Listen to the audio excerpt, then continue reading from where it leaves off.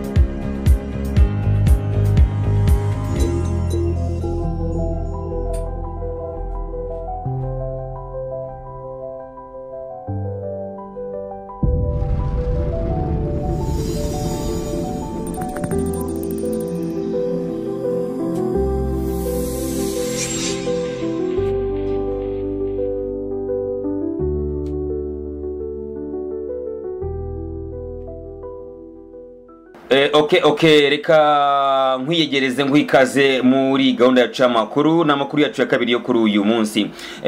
Nitwa Etienne Besa ndiko na mugenzi wanjye Ephraim Musabwa cyameze neza? Meze neza bwana Besa nizere ko nawe ari amahoro. Nanjye meze neza ndamahoro ndashima Imana. Asante sana. N'abantu bangaragiye binkora mutima zanjye n'abakiriya bacu batureba umunsi ku wundi. Uko bimeze. Dutangira rero Ephraim biyegereza ugira cya kintu basaba.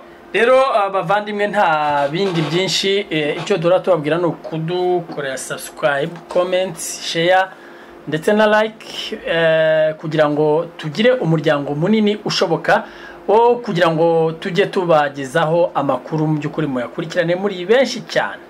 Ni inyungu ku mpande zose haba kuri twe ndetse no kuri mwe kuko iyo twicaye hano tuba tubagezaho amakuru mu byukuri menshi atandukanye yabereye mu karere duherereyemo kugira ngo mu byukuri mubashe kuba update. Reka rero tubabwire ngo ikaze kandi mu byukuri dukomeze kubashimira byinshi cyane mukomeje kutugezaho aba subscribe, comment n'ibiki kuko biradufasha mu buryo bumwe cyangwa se ubundi muri aka kazi kacu. Ikaze turakwiyegereje muri gahunda yacu y'amakuru gusa twanakubwira ko usibye aka kazi tukora akazi ko gufotora. Turaba photographe babigize umwuga ufite event yariyo yose ngira ngo watwegera tukaguha service nziza amafoto meza utazigera wicuza. Ikindi nimba mufite korari muri abahanzi mutunge tubakorere video nziza dukora video ziri ku rwego rushimishije. Abanyamakuru muri kuri YouTube namwe muze tubajyane live dukoreshe dukora live streaming kuri YouTube asigaye ibintu birusho kuba byiza. Ndakwigejeje ngo hayi ikaze mu makuru yacu. Ngiye gutangujyana hitwa Lubero ni mu majyaruguru ya Kivu. Ngo ikaze rero ngo ikaze nkwegeze mu majyaruguru ya Kivu aho ahahoze indiri ikomeye ya FDLR abangaba basize ko genocide yakorewe abatutsi mu Rwanda muri Mata muri 1994 bagahitana abasaga miliyoni babaziza uko bavutse. Abangaba bari bafite indiri cyangwa se ibirindiro bikomeye cyane ntabwo ari aba FDLR gusa. Ahanga kandi hahoze indiri ikomeye y'abamayimayi bo muri UPRC witwa Kambale Mayani n'uwitwa Mazembe. Abana bagabo nabo bashegeshe uburasirazuba bwa Kongo bitewe n'ibikorwa by'ubugizi bwa nabi ubusahuzi bagiye bakorera muri ibice bya Kivu y'Amajyaruguru. Anga kandi ni ku nkengero z'ikiyaga cya Edward ahitwa Runyasenge ni muri teritwari ya Rubero muri Kivu y'Amajyaruguru. Anga rero Ephraim igihari ngo hasenywe n'abarwanyi cyangwa se hasenywe n'abarwanyi ba AFC M23 kuri ubwo ko barimo kwerekeza muri Ituri. Ibindi rero byasenywe byakoreshwaga hanini n'inyeshyamba za FDLR baturutse ahitwa Inyanzare banyuze ahitwa Rwindi bazanwa Ilubero n'utwa General Chiko Chitambwe wo mu ngabo za FRDC nkuko amakuru aturuka muri icyo gice atugeraho akomeza abivuga. Nyuma rero ahitwa Runyasenge aya makuru arakomeza avuga ko kuri uyu wa mbere abarwanyi ba M23 bafashe imidugudu yitwa Katundu na Musenda ari muri teritwari ya Rubero n'ubundi. Kuri ubu rero ndetse nkuko aya makuru akomeza abivuga aremeza ko abasirikare ba AFC M23 barimo kugenda basatira teritwari ya Beni iherereye mu ntara ya Ituri. Nguko iyi niyo nkuru tukuzaniye tuyirangirije ahangaha. Ephraim ngira ngo byumvishe ko iby'intambara yo muri Kongo hagati ya AFC M23 na leta y'Kinshasa ibi byo rwose abafite icyizere cy'ibiganiro basubiza amerwe mu isaho. Ibintu bikomeje kuba rudubi, ibintu bikomeje kuba bibi besa ngira ngo urabibona, ariko umuntu yakwibaza besa ese ibi biganiro byasinywe hagati y'u Rwanda na leta ya Kongo muri Amerika ndetse n'umutwe wa M23 Qatar ni bya nyirarubeshwa. Ikiriho ni iki Ephraim nuko impamvu nyamukuru ituma M23 ikomeza kurwana nuko mu gihe itarwanye iraswaho mu gihe habayo basabye agahenge irabyubahiriza. Ngira ngo nagwa urugero nka Walikare ibiganiro by'Idoha bitangira M23 yisubije inyuma yemeye kurekura igice cyangwa se agace yari yararwaniye kagafata igatakarizamo imbaraga igatakarizamo amaraso ko hari abasore ba M23 bahaguye itakarizamo ibikoresho urumva se n'abaturage batakariza ubuzima ariko ko yifuza amahoro isubira inyuma kugira ngo harebwe nimba koko ibiganiro hari icyo byatanga harebwe nimba hari umusaruro ushobora kugerwaho. Ariko bamaze gusubira inyuma ngira ngo Wazalendo na FRDC basohoka muri uriya mujyi babaye abambere mu gutangira none kurasa kuri M23 mu bice irimo. Ubwo bivuze iki? Bivuze ngo nubwo hari ibiganiro bivugwa ariko M23 yegeza kubahiriza bikubiye mu byasabwe kugira ngo habeho gahenge, ariko leta ya Kinshasa yo ntago ibyubahiriza. Ariko wibuke ko bitana ba mwana bwana besa ni mu gihe nyamara ku rundi ruhande iyi leta ya Kongo nayo ivuga ko M23 ariyo ibagabaye ibitero mu ntambara rega urumva se mu ntambara habagomba kubaho n'imikino nk'iyo ngiyo yo guterana agapira kuko ikiriho Kongo ifite uburakari bukomeye ifite uburakari bukomeye nubwo bari mu biganiro nabwo kuba yarambuwe igihugu ibice bimwe by'igihugu nibyo ngiye kubwira nubwo bari mu biganiro ntabwo bishimiye ko baranyazwe Kivu y'Amajyepfo na Kivu y'Amajyaruguru yego ndetse n'utundi duce barimo baragenda basatira ntabwo bishimiye kuba isi yose iri kuba kwena cyangwa se iri kubaseka uburyo bari mu biganiro baganira nabo bitaga inyeshyamba abo na Perezida wa Repubulika ya Kongo bwera yavuze ko tazigera yicana nabo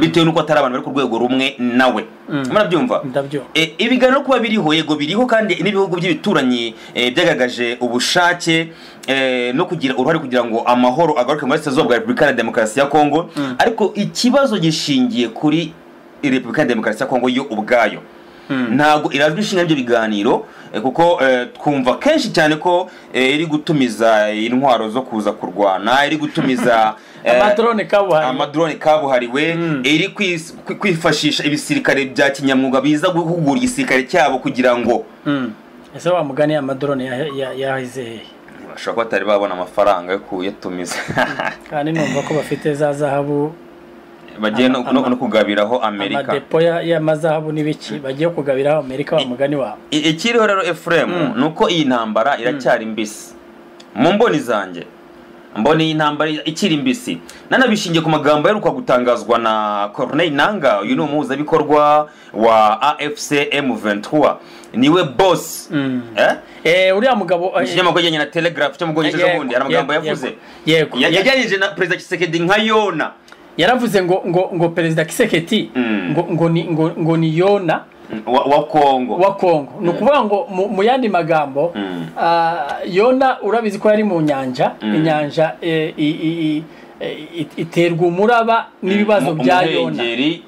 Ngo yanze kujya kuvuga ubutumwa nimba ari nene nimba ari nana ibintu nk'ibyo n'ijambo ry'Imana rarize. Amen amukozi n'amateka yari yaza kujya kuvuga ubutumwa ninewe we ashaka kujya mu kiri cyerekezo. Yego ubwo rero ari mu bwato Imana imukubita umunyafu iteza umuraba mwinshi cyangwa se umuhengeri kugira ngo byibuza yongere agire ubumuntu avuga ngo kuki nasuzuguye Uwiteka.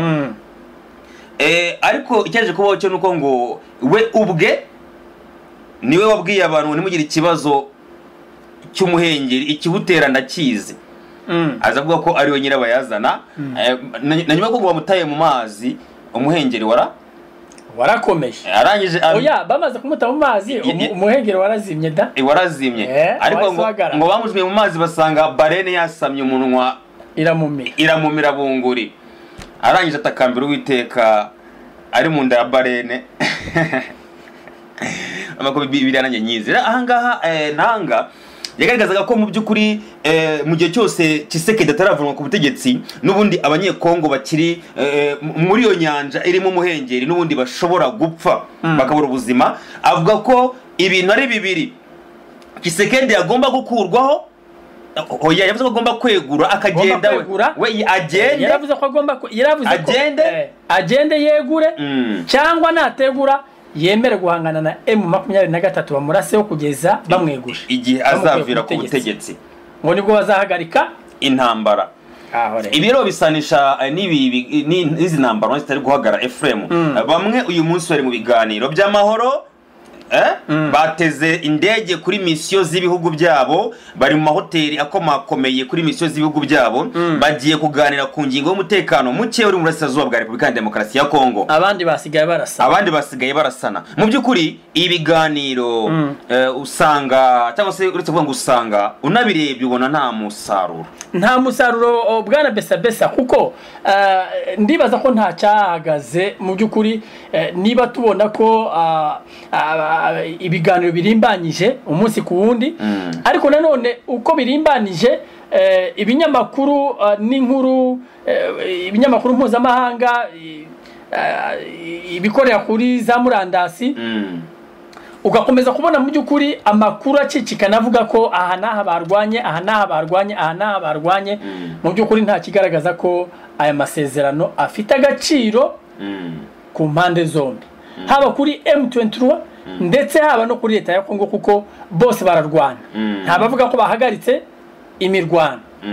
Urumva besa rero reka dutegereze turebe icyo aya masezerano azaza guhindura.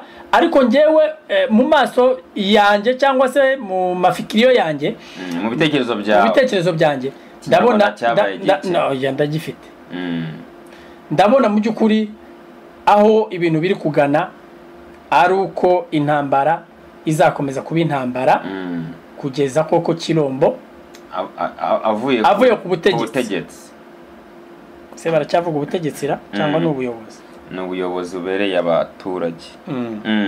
Ngaho nguko rero iyo niyo nkutwe tubazaniye inkuru yacu ya kabiri yo kuri uyu munsi ibyenye n'amakuru yose ajyanye na Kongo, amakuru ya politike ngira ngo turi ready kugira ngo tuyabazanire buri munota. Ngayo nguko rero niko bimeze.